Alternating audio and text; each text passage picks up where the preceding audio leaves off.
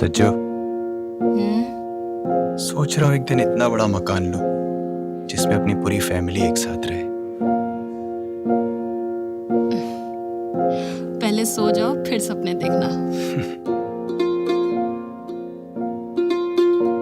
Once upon a time, there was a teeny tiny woman who lived in a teeny tiny house in a teeny tiny village. चुपचाप खड़ा आप लोग कौन है? और क्या कर रहे हो?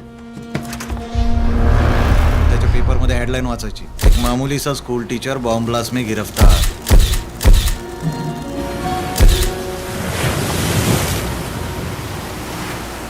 जिमी का लॉन्ग फॉर्म क्या है?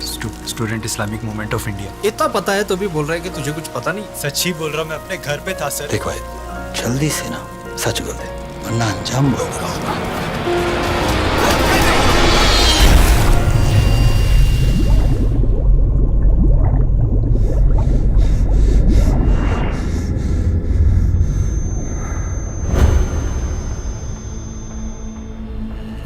वो फिर से आपको उठा लेंगे.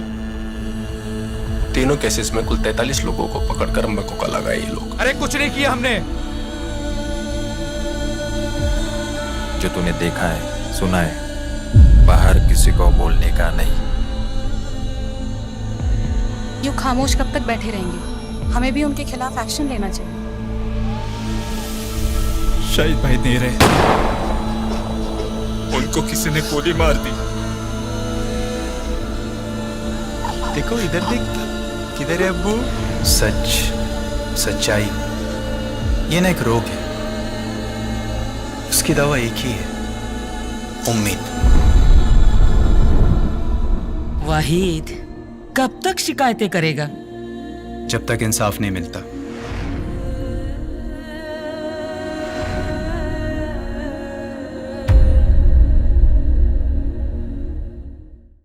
And today we're at the premiere of Himalymph, The Invisible Blood. It's based on a true story of a man who is tortured, you can say, he's gone through something much more than what we know of police brutality. There's so much more to this person, and I want you to hear directly from him. Today we have with us the man himself, Mr. Abdul Wahid. Thank you, sir, for joining us. And मेरा पहला सवाल है आपके लिए, जो I think everyone's asked you कि trauma कैसा था, जेल का फीलिंग कैसी थी, एंड जो 9 साल आपने गुजारे, बहुत सारे थॉट्स थे जो आपने बुक में भी लिख दी है. पर I want to ask you something जो मैंने मूवी में भी देखी कि the 2 scenes which stand out. One, I think, of your parents and one of your child. तो आई थिंक उसमें पूरा कैप्चर हो जाता है कि from the time you were born, जिसके साथ आपने टाइम स्पेंड किया, and to someone who you gave birth, जिसने the person that you is has a part of you as well. एक पूरी लाइफ, एक फुल सर्कल आ गई, पर आप वही एक जेल से दूसरी जेल पे जाते थे. तो what was it like? How was that, thought process like? आपने अपने आप को कैसा, खुद को कैसा हौसला दिया, क्योंकि you didn't have family, you didn't have the safety net. तो what was it like? देखिए, जेल में हम लोग जो है ना बहुत डिप्रेस में रहते थे, डिप्रेशन रहता था, बहुत टेंशन रहता था. और सबसे ज़्यादा हमको जेल में जो याद आती थी, जाहिर सी बात है, वो रिलेटिव्स जो हमारे करीबी है, माँ बाप है, बीवी बच्चे हैं, उनकी याद आती थी. तो हम लोग बहुत ज़्यादा टेंशन में रहते थे. तो 2 चीज़ें हमने की है. एक तो हम कुरान पढ़ते थे, नमाज़ पढ़ते थे, यानी रिलीजियस एक्टिविटी जो करते थे, उससे हमको बहुत हौसला मिलता था. जो भी गम का पहाड़ टूट रहा है हम उसको बर्दाश्त करते थे. और तीसरी चीज़ मैं करता था, मैं अपनी बीवी को लव लेटर्स लिखता था. मैंने इतने लव लेटर्स लिखे हैं कि उसकी 2 बुक बनकर आ रही है. और इतने सारे शायर की पोइट्री मैंने कोट की है अपनी बीवी के लिए कि मतलब कोई रोमांटिक शायर उर्दू का नहीं है जिसकी पोइट्री मैंने कोट नहीं की है. तो मतलब जेल में जो कुछ होता था तो मैं अपनी बीवी से बात करता था. तो मेरी बीवी तो मेरे सामने नहीं है, तो मैं कैसे बात करूँगा? तो मैं पेन से बात करता था, पेन से लिखता था और वो उसको सुनाता था. जब नेक्स्ट डेट पे हम कोर्ट में जाते थे तो वो उसको लेटर्स में देता था. तो उसको सारी एक्टिविटी दिन भर में क्या हुआ क्या नहीं हुआ वो मैं उसको बताता था. तो ये 2 चीज़ों से मुझे लगता है सहारा मिला और हमारे वो दिन कट गए, निकल गए. बच्चों ने भी बहुत तकलीफ़ की, लेकिन बच्चे भी हमारे, फिर मेरे बच्चे ड्राइंग्स में बहुत अच्छे हैं.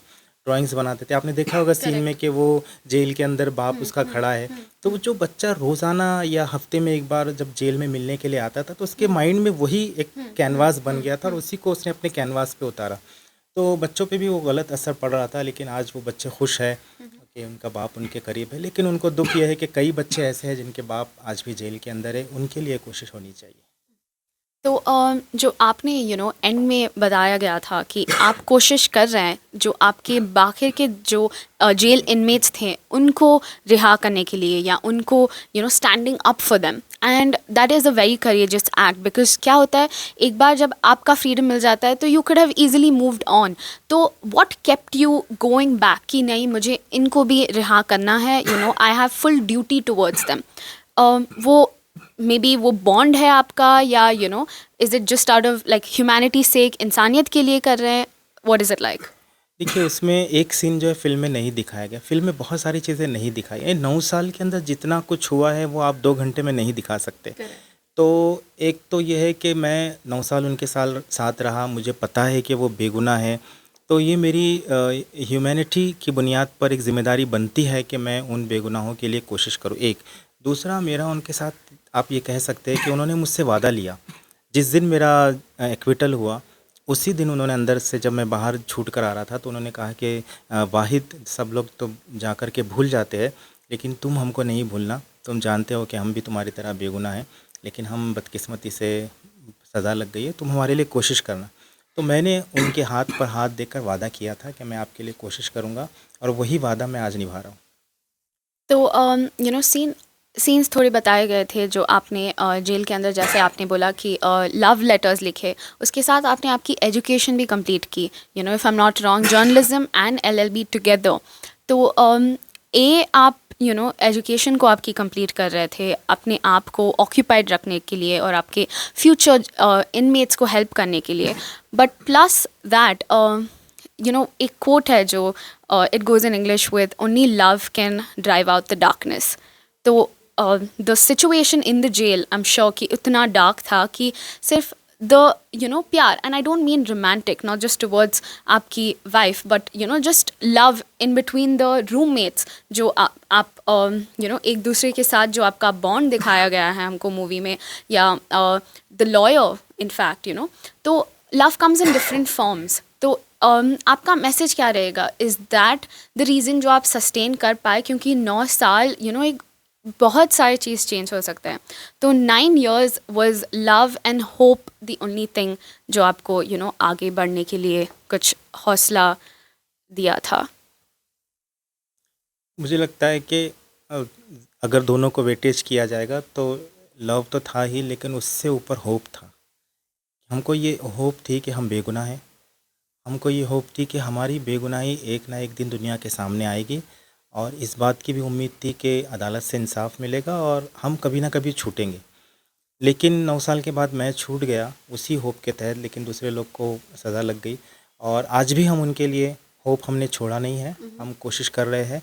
आज भी होप बाकी है कि वो हाई कोर्ट से सब लोग बाइज़्ज़त बरी होकर बाहर आएंगे। एंड आपका एक इम्पॉर्टेंट डायलॉग है जो प्रोटैगनिस्ट जो कैरेक्टर प्ले कर रहे हैं वाहिद का मूवी के अंदर, वो बोलते हैं कि सच्चाई एक रोग है एंड उम्मीद ही है जो हमको आगे लेके जा सकती है। तो वो आपका थीम लाइन रहेगा like for your real life, जो आप एक्चुअली आज अप्लाई कर रहे हैं अपनी लाइफ में? हाँ, मैं तो मतलब लोग कहते हैं कि ये जो कुछ आप काम कर रहे हैं, एक्टिविटी कर रहे हैं, किताब लिखी है, वेबसाइट बनाया है, लीगल चैनल शुरू किया है, कैंपेन चला रहे हैं, बुक्स का लॉन्च कर रहे हैं, जगह जगह पे प्रोग्राम्स कर रहे हैं, जगह जगह पे ट्रैवल कर रहे हैं, मैं अकेला जाता हूँ, तो लोग यही कहते हैं कि ये बहुत करेजियस काम आप कर रहे हैं। तो ये बात सही है कि एक सच्चाई के लिए, कि ये बात सच है कि ये सब लोग बेगुनाह हैं, और इस सच्चाई के लिए मैं लड़ रहा हूँ और मैं इसके लिए लड़ता रहूँगा जब तक कि इंसाफ नहीं मिलेगा, जब तक कि इनकी रिहाई नहीं मिलेगी, हम कोशिश करते रहेंगे।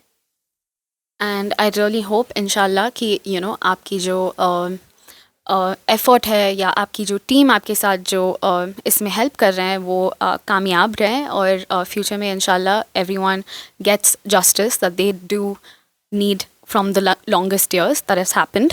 But अगर आपको एक मैसेज देना है हमारी ऑडियंस को जब ये मूवी रिलीज होएगी, what is the first thought, or should they even have any thought when they walk into the cinema hall? Film देखे लोग, और फिल्म देखने के बाद लोगों से मैं यही रिक्वेस्ट करूँगा कि उन लोगों के लिए सोचिए, उन लोगों के लिए कुछ करिए जो जेलों में कैद है, जो बेगुनाह है, जो आज भी रिहाई के लिए तड़प रहे हैं। इससे पहले कि वो मर जाए, इससे पहले कि उनको फांसी लग जाए, उनकी रिहाई के लिए सब लोगों को कोशिश करनी चाहिए। यही मेरा मैसेज है। Thank you. Thank you so much. So, as the title of the movie goes, Hemolymph, The Invisible Blood, we know that real life stories have always inspired us. This is a story of Mr. Abdul Wahid, who is, lived his life tremendously with utmost respect, even after so much that he's been through. And if you are interested to watch this movie, catch it at the theatre near you. It's releasing on May 27th, 2022. So make sure that you go with your family. It's a substantial movie. You will come back with a lot of thoughts, and I'm sure it's going to leave you inspired. Roll number 16. Present. 17. Present. 18. Present, sir. 19. Present, sir. 20. Present. 21. Present, sir. 22.